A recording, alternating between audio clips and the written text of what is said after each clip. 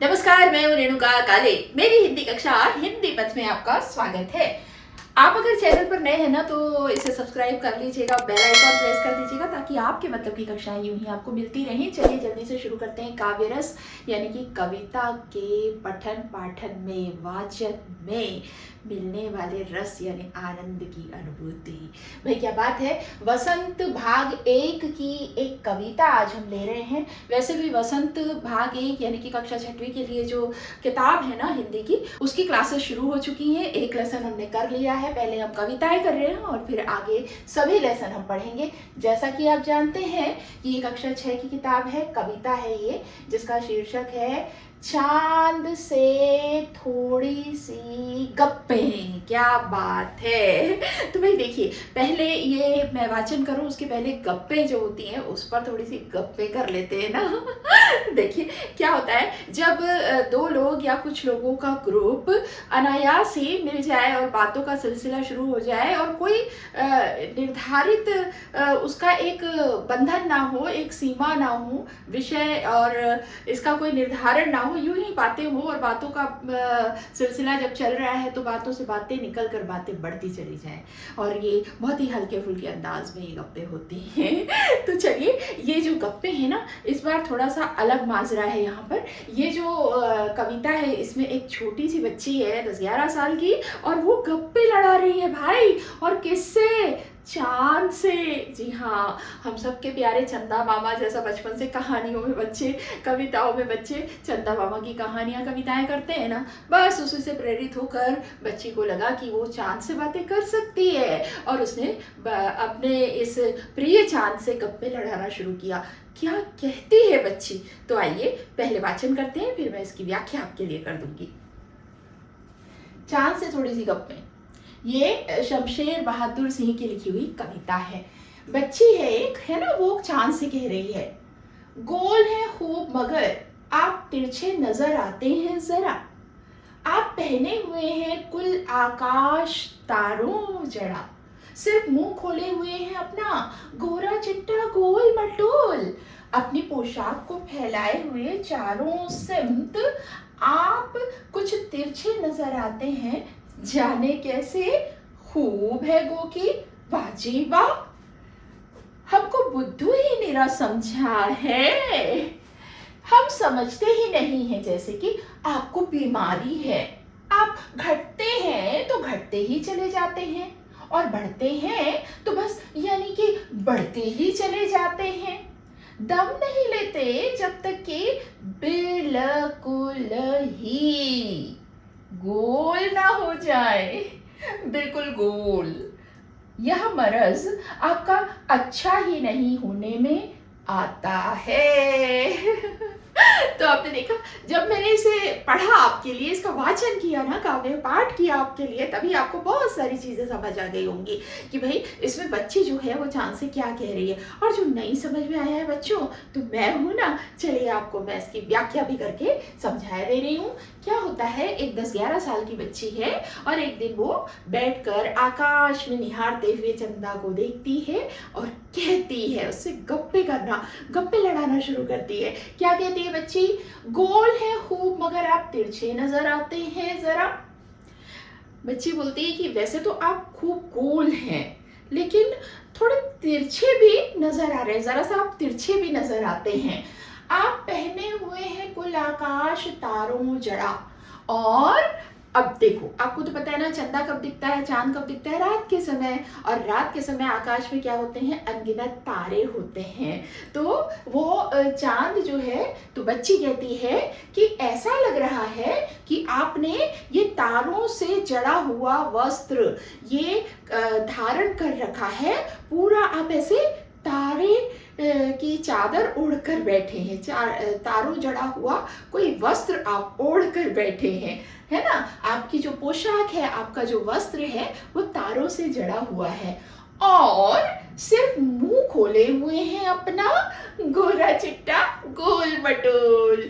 और वो बच्ची कहती है कि और आपने सिर्फ आपका जो गोल सा मुंह है ना, ऐसा दिखाई दे रहा है जैसे कि आपने अपने आप को पूरा ढांक रखा है ये तारों जड़ी हुई चादर से, वस्त्र से, पोशाक से, और सिर्फ आपका जो मुंह है गोल मटोल गोरा चिट्टा सा जो है वो दिखाई दे रहा है।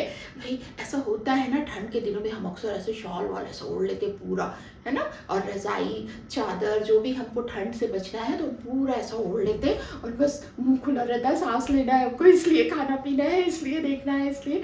और ऐसा वैसे ही वो कल्पना कर रही है बच्ची कि चांद को देखकर उससे गप्पे लड़ा रही है कि भाई ऐसा लग रहा है कि तुमने पूरा ये जो है अपना गोल मटोल गोरा चिट्टा चेहरा छोड़कर पूरा शरीर जो है अपना इस तारे जड़ित वस्त्र से ढक रखा है। अपनी पोशाक को फैलाए हुए चारों सिमत कैसे ढक रहा है?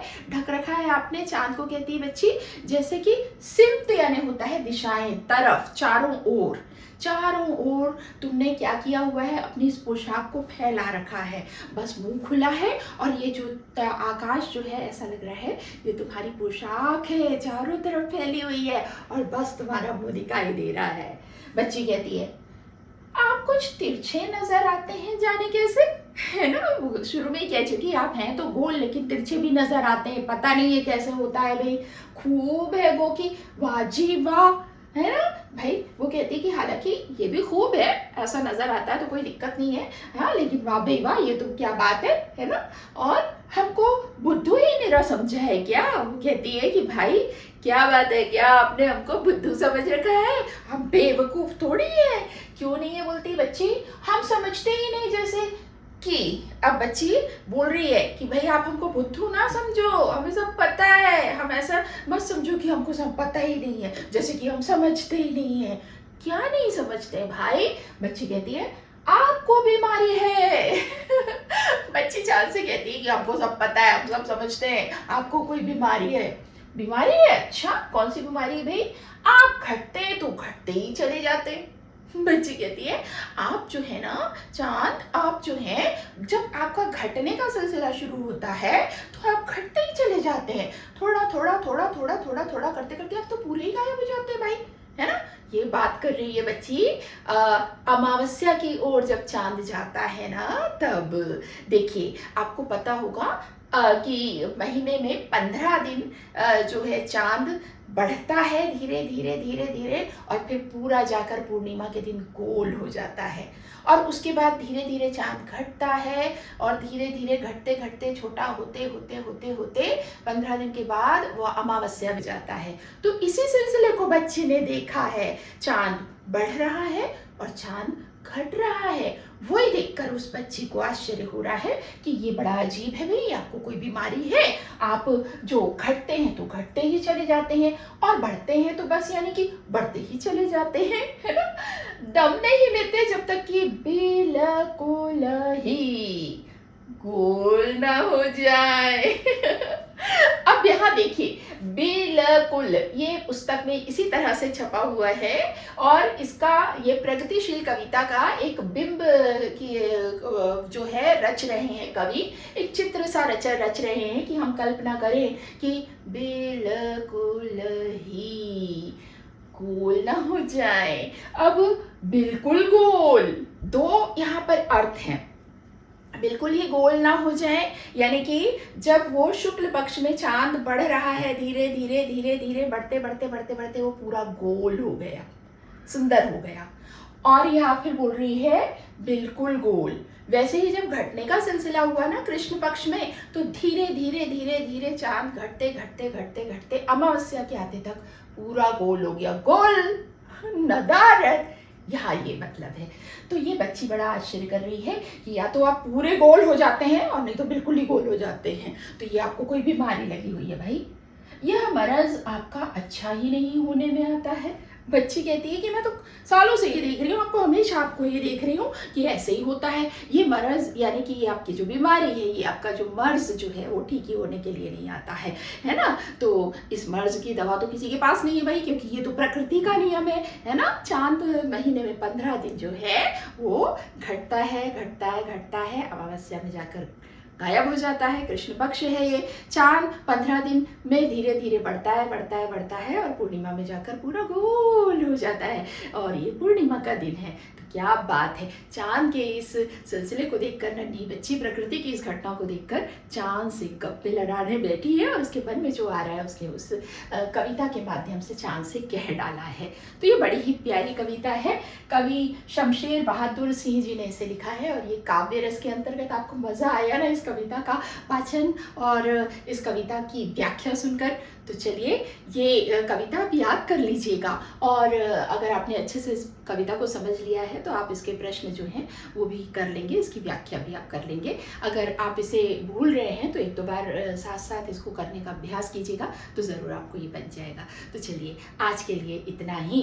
और अगर आपको मेरी कक्षाएँ अच्छी लगती हैं ना तो कृपया इसे आप सब्सक्राइब कर लीजिए, बेल आइकन प्रेस कर दीजिए, क्योंकि आपको ना सबसे पहले मेरी कक्षा का पता चल जाएगा और आप उससे कुछ छूटेगा नहीं।